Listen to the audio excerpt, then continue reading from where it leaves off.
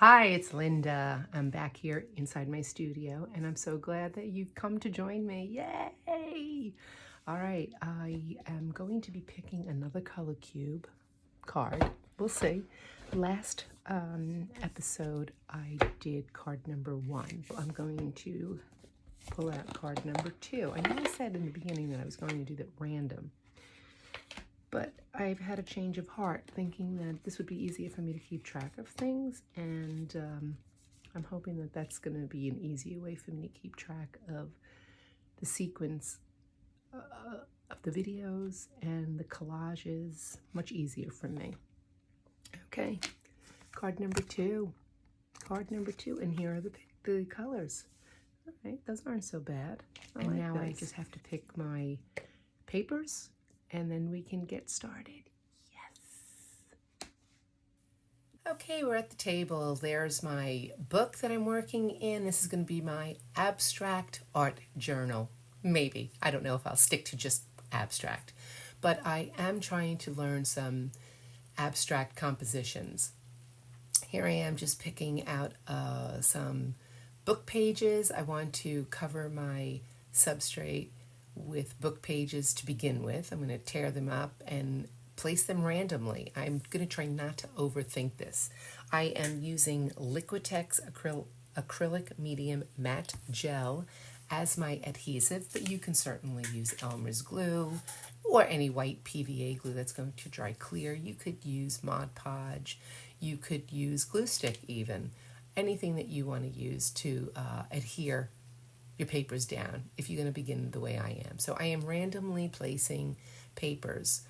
I chose a variety of book pages. Some have that yellowish, they're a little bit older. Some are white. Some have small print. Some of the pieces have a larger print. I thought the variety would be nice. I'm working on card number 2 out of the color cube, and the colors are chocolate, mustard, clay, hunter green, and auburn. So I've got a nice little array. They're kind of neutralized colors, so it's like a brown, a yellow, a lighter brown or tan, a green, and a deeper red. Not quite maroon, but close to it. There's the card right there, so you can see the different colors that I had to choose from. So I've sorted my papers. I've gone into my collage papers, and I have chosen my paper. I am using my book pages as one of the colors. I think some of the tan color is going to be what I use to represent the color clay, which is on the color cube. Yeah, I think so. So again, I am randomly placing them. Okay, I've gone in with some ink. I think I was filming and the battery died or something happened, so you missed the ink. I just splattered it. Now I'm using a Stabilo black pencil, which is kind of water soluble, so I have to be careful because that will smear. And I'm just going in and making some marks. I'm just trying to break up the space, really. No rhyme or reason. I have no idea where this is going to end up right now. I'm leaving the color cube card there on the left so it's visible throughout. And I just did a bunch of marks. So I waited for everything to dry, the glue, the ink, everything is dry, and now I'm going to start gluing down some pieces. Yeah. I picked out all my colors. Of course, I am going to probably add black and white to the mix as well. I always do, because I need to get my tints and I need to get my shades, because those are the colors right there on the card, but I could use any variation of that color, up or down the scale. So here, the color that is listed as clay, I'm going down or actually this is going to be like chocolate or auburn. That piece right there, that orangey color, kind of fits in between chocolate and auburn. So I'm just pulling out some colors. This one has a little bit of hunter green on it, and right now it's looking to me like a landscape to me, with actually, a mountain, a couple of hills, and maybe like a cove. There's a little I don't know, a rock jetty, or could be a tree. I always, in all the abstracts that I've ever tried to do, it always ends up looking like a landscape to me. So I'm going to try very, very hard to resist that urge.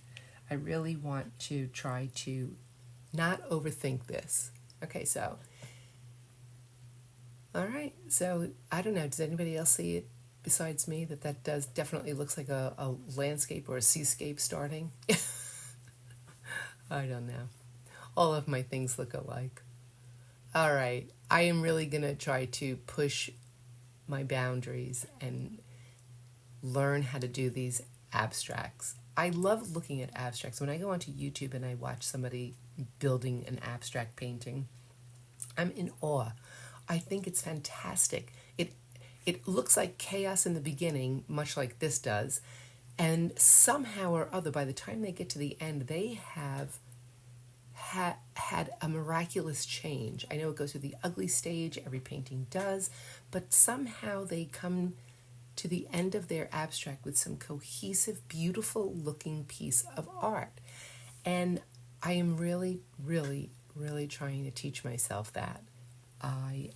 I know that if I am going to want to learn how to play the piano, I have to sit at the piano and actually play it to learn anything on it. So here is my metaphorical piano. I am trying to sit, be present, and just work at this composition and stay abstract about it. So I'm kind of working intuitively. If I like it where I put it, that's where it's going to stay. And I'm not even thinking about composition right now. I'm not even thinking about balance or contrast. I'm really just trying to see, do I like that there or not? And I'm hoping that something is going to come out of this when it is done. All right, so I am just going to keep going around placing papers, some bits and pieces here and there. I obviously like that big piece right in the center that I placed early on. Well, it looks like I like it all. I am going to glue that down. And again, I'm using the Liquitex acrylic medium matte gel to adhere everything. I like to call this stage my auditioning stage while I'm just laying stuff down. And then when I glue it, I know, okay, you've earned the right to be part of my performance. So there you go. I'm gluing those pieces down. Now it's a move. It's a move. Okay. All of you abstract artists out there, I'm sure you're cringing watching me work.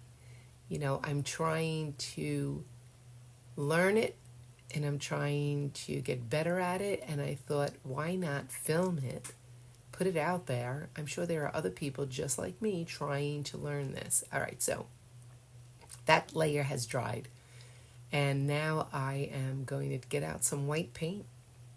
Let's see what happens. I'm going to try to, I guess, the best definition or the best description of what I'm going to do is I'm going to try to tone some of it down. I got my brush out.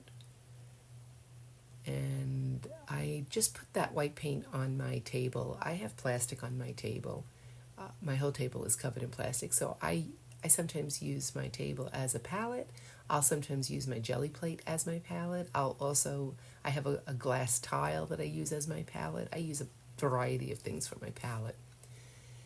Today I'm using my table because I really don't think I'm going to be using too much paint. At least that's my thought. So I'm going to try to kick back some of this, pick out something. I am trying to think about contrast. So, you know, the lightest against the darkest. See if I like that. See if I don't like that. That black strip towards the bottom, or that blackish strip toward the bottom there. I know I'm going to end up covering that, a lot of it, because it's kind of just like drawing my eye. And okay, I've got some burnt sienna out that I am applying, trying to just warm it up, warm the background up a little bit instead of having just a plain white background. Well, okay. I did this back in June, and my voiceover right now is August. So I like to do it that way. Can I say that? I like to film everything that I'm doing and then do the voiceover afterwards, because I'm watching, I'll confess, I'm watching true crime while I'm working. I love listening to all of the true crime stories. I love listening to in police interrogations. This is what I listen to while I am painting. I know. It relaxes me. I don't know why, but it sort of relaxes me. It engages my brain, the left side of my brain, so I can focus on that, and then the right side of my brain can just play. I think that's why I like it. It engages, I'm engaging both sides of my brain. My left side can't get too analytical, so my right side engages in the art process, and the left side is engaged listening to the true crime and trying to figure out the whodunit kind of thing. Okay, enough of me blabbing. So it definitely is looking like a landscape. Those look like trees to me. I don't know why I constantly do that effect.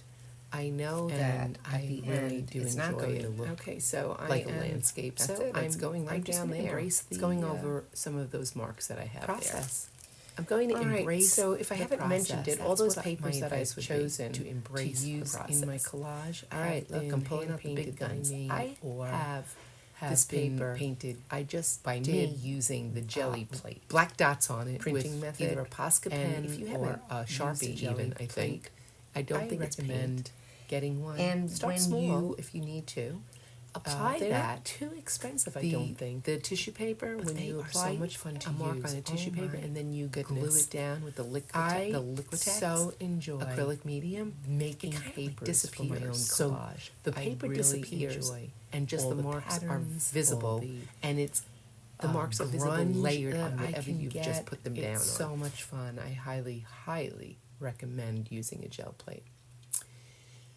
Okay, so here is some of the papers that I used, and it looks as if my collage is starting to come together. It's not quite there yet, but it's getting there. So I've got this paper on book that I used, that page right there. I used that page as a roll-off on my gel plate. So with the brayer, I just rolled off paint onto this book page, and then I use it as collage. So my discard, when I'm lifting prints off of my gel plate, my discard paper or my brayering off pages eventually become fodder for my collage. Nothing goes to waste. It's paper reused and then reused again, because even when I have itty bits of paper left over, I will glue those all down to a sheet of tissue paper or rice paper, and then I will use those glued pieces in a collage. All right, here I am cutting some really cool shapes. Really, all it is making a bunch of U's and then putting them in such a fashion that they kind of interlock. You can see that. So the bigger piece is juxtaposed against a smaller piece, and I just keep laying them down side by side, and it gives a really cool pattern. And I might not use all of those. I'm testing them out. This is my auditioning. These pieces are being auditioned. I don't know if they're going to stay there. I'm not sure if I like that down there. No, I don't. It's going to get moved. It's definitely getting moved. But the brown pieces, I do like. I like those there. So this is the fun. This is the fun part for me. Laying things down. Do I like it there? Don't I like it there? I really don't like it there, so it's going to get moved. It's going to get moved again, trust me. All right, so I'm pulling out a gray sheet. Yep, there it goes. It's getting taken off. Maybe one of those pieces will end up getting used. I'm going to cut another one. So this is how I do it. I'm going to cut off the white. I'm going to cut a roundabout square. And then I am just going to cut a U shape out of the paper. See, I'm cutting a U shape, and then that becomes a piece. And then I cut another U shape. That's the piece that would go opposite. And then you cut another U shape, and that goes inside. Then you cut another U shape, and it goes opposite. And you see how it ends up looking? I kind of like that. Unfortunately, I don't think I end up leaving that, but now that I'm looking at it, I really do like the way that looks. But I take away all of that, and I think I just put one of those pieces back in. But here I am, moving things around to see where I like it. What do I like it there? Don't I like it there? I don't like it there. I could tell you that right now. So audition your pieces, just like I am. It's like they're trying out. They're like the little players in my performance. Oh yeah, that I like. That's staying right there. I like that a lot. And it echoes the brown shape on the other side, that chocolate colored shape. I like that. And I like that. All right. We've got that yellow which is representing the mustard color on the color cube. Okay. So I've got some repetitive shapes, so there's some repetition. All right, I've got some elements going. That's a piece of yellow paper that I just punched a circle out of at another time, and I'm deciding that that's where that's going. Yep. Once I like it, once my player has auditioned and I like it, I get out my acrylic medium and I lay it down. That was a wedge that I was just applying some pressure just to make sure that there were no air bubbles underneath my pieces. You could use a credit card. You don't have to have a catalyst wedge. I use a catalyst wedge. I have number 1 and I have number 6, 01 and 06 catalyst wedges, and I use those often, plastic. It's like a rubberized scraping tool kind of thing. And I really enjoy using it. It feels good in your hand, and it kind of really adheres that piece to your substrate. All right. We got some pieces in. I think we're in the home stretch. I kind of like this. I like the composition. It's like an L, a backwards L.